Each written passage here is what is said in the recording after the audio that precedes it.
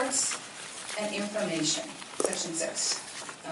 I'm providing my comments. Item B, our council liaison, Office of the Councilmember Rocha. Is Jackie here tonight? Oh, you're here. Hello. Welcome. Now we have a new person.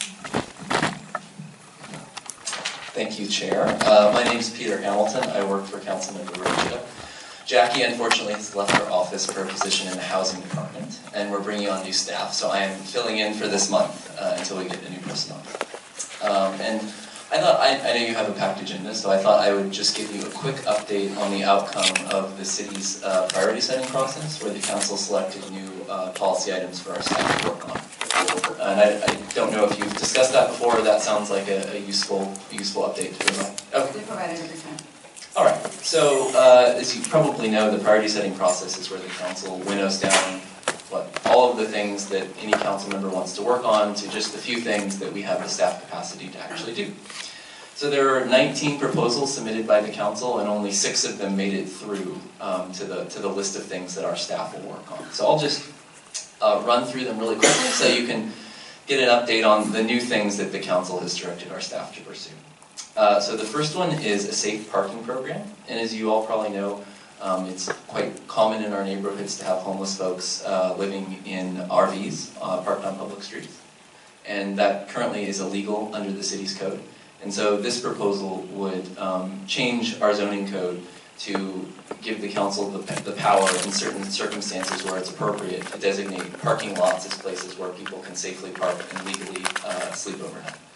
So it wouldn't be everywhere, it would just be in selected places where that might make sense. The second one is private property graffiti abatement ordinance. As you also probably know, the city has a contractor who abates graffiti on public property, but that contractor can't do work on private property. Currently, we abate on private property by using our code enforcement power to force private property owners to abate graffiti. That, of course, takes a long time. So this proposal would try to set up a system whereby the city could go and proactively abate on private property and then send a bill to the property owner so we could get it done in a shorter period of time. Downtown zoning code update. So this one would have our staff look at eliminating parking requirements, establishing height minimums, and establishing minimum residential densities for residential uses downtown.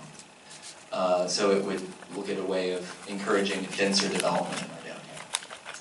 And I think the intent there was to try to increase our housing supply to lower housing prices. The fourth one is impact fee deferred payment program for housing. And sort of similar to the previous one, this one would ask our staff to look at ways to defer the payment of impact fees or have impact fees paid by a different process where they could be paid over time instead of all at once. So there are lots of fees that the city places on new development, park fees, sometimes transportation impact fees. So this proposal would move payment of those fees till later in the development process to try to make it, I guess the idea is making it easier for developers to have cash flow to pay those fees. The fifth one is develop innovative strategies to hire crossing guards.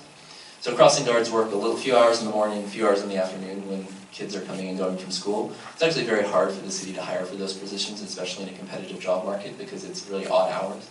So this is looking at strategies to try to deal with that. I think one of the ones that was suggested was maybe, we have a lot of volunteers who do it currently, and the idea was maybe make those volunteer positions paid positions so that we could encourage folks who are able to work those hours to maybe to help us out a little bit more. And the final one is smoke-free housing. Currently, it's permissible under the city's code to smoke in your private residence in a multifamily building, but council offices often will get calls about this because you can imagine if you don't smoke, but you live in an apartment complex and you have a unit next to somebody who does smoke, that could be quite a difficult situation. So other cities in California have started moving towards smoke-free housing, which is saying you cannot smoke in your unit in a private apartment complex. And so this proposal would have San Jose start to explore that and see whether that might make sense. So those are the 6 new initiatives that have been added. There are lots of others that are still on there that haven't been completed. But that's my update. So if you have any questions, I'm happy to answer. May I ask a question? Sorry. I was waiting for everyone else to chime in here first. Commissioner Smanik, did you want to go first? Yeah, or- I just had a question Sure. about the graffiti abatement of Yeah. private property. Is that an ordinance, or I didn't quite follow that? I'm not sure what all would be involved. The intent would be to have probably our graffiti contractor go and proactively abate on private property. So for example, if there was graffiti on a wall that was on private property, they could go in and just spray it over and then note it down, and we would send the property owner a bill.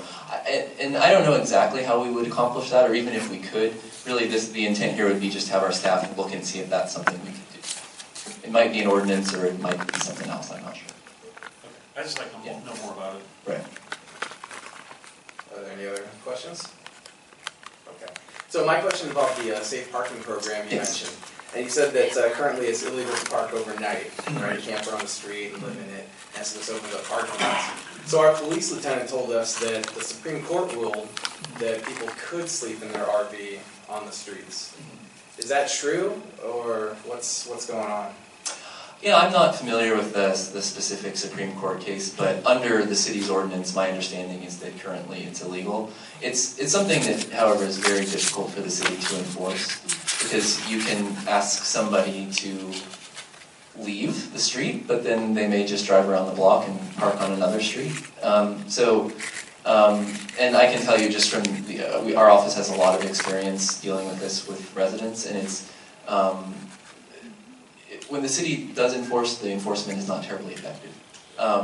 So it's really the intent here is, I think, just to both have a safe place for homeless folks to park and try to locate it in a place where it doesn't cause like unreasonable problems for neighbors. So to make the situation better for both parties.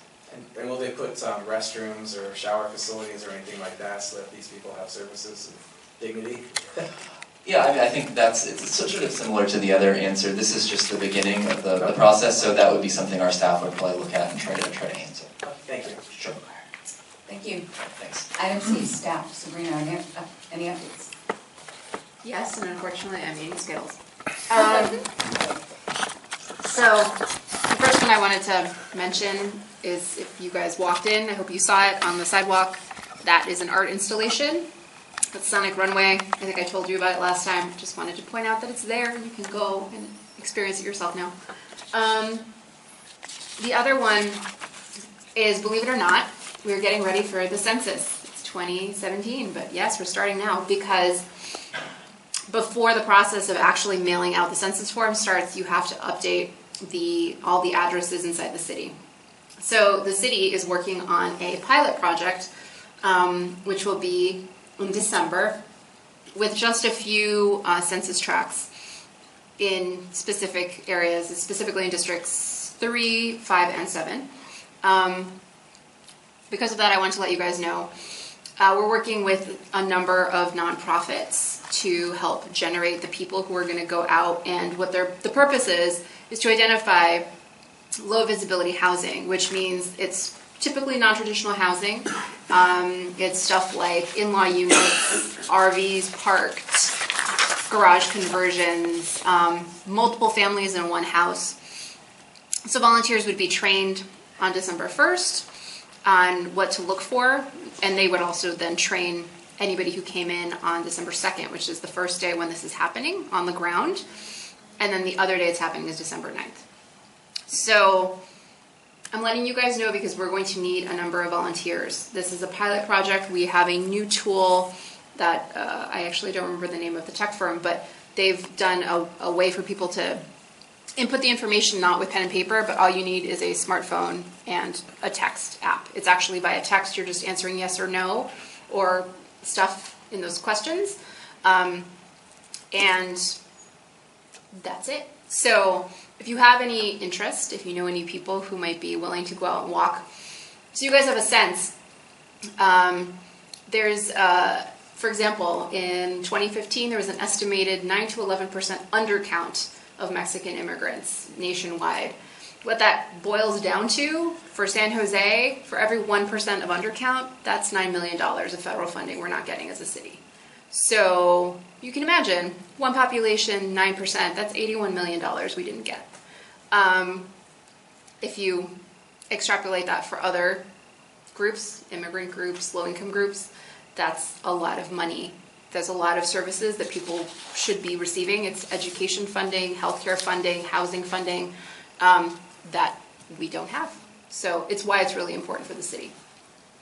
So if you have any questions, let me know. Let's recognize, kindly recognize Commissioner Navarro. Can you repeat the dates again, sorry? December 1st is the Train the Trainer. December 2nd, it's a Friday. The times, too. December 1st, we're still working on the Train the Trainer. It's looking like a 4-hour window, maybe morning and afternoons. We'll have 2 trainings. We're figuring that out. December 2nd, we don't have a location. It's probably going to be in we're going to have various locations because there are 3 different districts. And it would be from 9 a.m. until 5. We're looking for folks to come for as long as they possibly can. And it would be the same hours on December 9th. Thank you. Anyone else? Okay. Item 7, old business. Commissioner Cunningham is going to speak with us about